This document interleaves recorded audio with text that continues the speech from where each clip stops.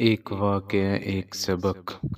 امام حرم، امام کعبہ، لاکھوں مسلمانوں کی دلوں کی دھڑکن ڈاکٹر عبد الرحمن السدیس ایک واقعہ بیان کرتے ہیں کہ ایک لڑکا تھا، اس کی عمر یہی کوئی لگ بھگ 9-10 برس ہی ہوگی۔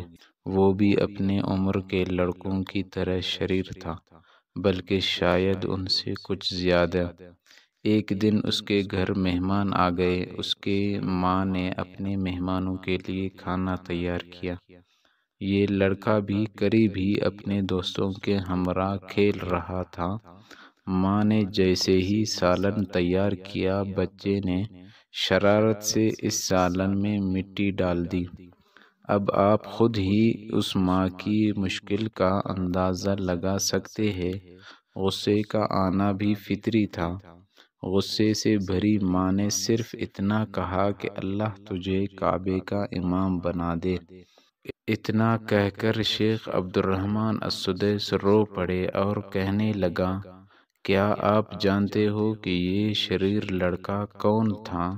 پھر خود ہی جواب دینے لگے کہ وہ شریر لڑکا میں ہی تھا، جسے آج دنیا دیکھتی ہے کہ وہ کعبے کا امام بنا ہوا ہے۔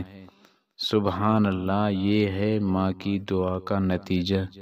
تمام والدین سے میری یہ التجا ہے کہ وہ ہمیشہ اپنے بچوں کو دعا دیا کریں۔ اگر غصہ آئے بھی تو بد دعا کی جگہ دعا دیں، اور بچوں کو بھی نصیحت کرتا ہوں کہ وہ اپنی ماؤں کو تنگ نہ کیا کریں، کیونکہ ہر ماں پڑھی لکھی یا امام کعبہ و شیخ عبد القادر جیلانی کی ماں جیسی نہیں ہوتی۔